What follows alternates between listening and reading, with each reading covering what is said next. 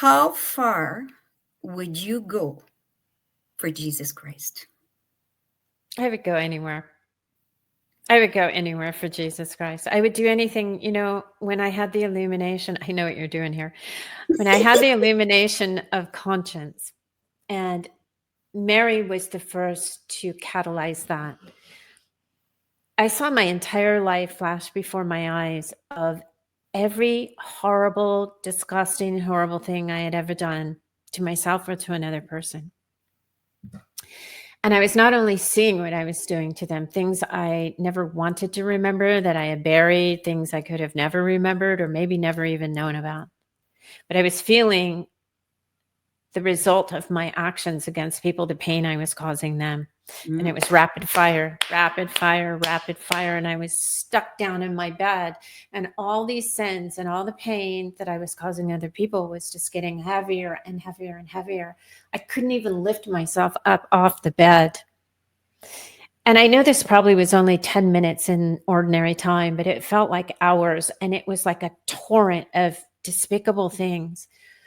But you have to remember, I had felt Mary come into presence and smelled the flowers, and I had experienced her twice before.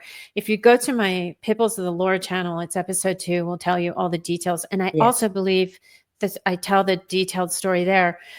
But after I was calling out, Lord, forgive me, begging, Mary brought, or Jesus was brought in. Because the Lord could never get to me for 60 years, he sent his mother, which was the catalyst for this illumination of conscience. So I have a very close relationship, but his love was so supernaturally incredible that I felt when he pulled all that sin off of me like feathers that I couldn't even lift up until he just stood. But he was pulling away. Now he never talked.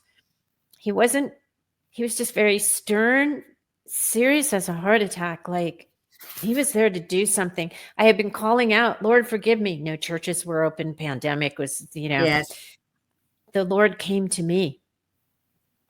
He is so merciful that as I cried out, Lord, forgive me, I couldn't get to a church. I couldn't get, even if I was Catholic, I couldn't have gone to confession, but I wasn't yet. And he pulled all that sin off of me.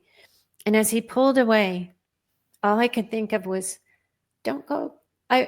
Don't go. I wanted him. I was crying so hard. I just kept saying, don't go.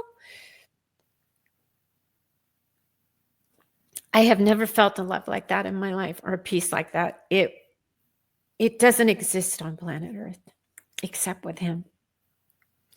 And I will follow him for the rest of my mortal life and beyond, because I felt that. That is beautiful, Eira. Once you tasted his love, his unconditional love, that's it. I can't get through that story ever without crying. I always think, no, I'll just tell it a little bit softer version, and I can't get past it. That love, that was why when I say God flipped me like a switch from occultist to Christian overnight, that is what happened. But it was his mother that came to me. And what I never knew was I was born on August 15th, the Feast of the Assumption of Mary. She is my patron saint. Absolutely. I never knew it. I was always told I was born on an occult feast day, and to be proud of it. No. Mary had come to me as a 10-year-old little girl and as a 26-year-old new mother. There you go. And she saved the life of my unborn child by coming to me. At 10 years old, she protected me in a ritual, a house that had probably a murder happened into it, a ritual murder. It was horrific. And so, do I believe all of it is real? I sure do. Yeah.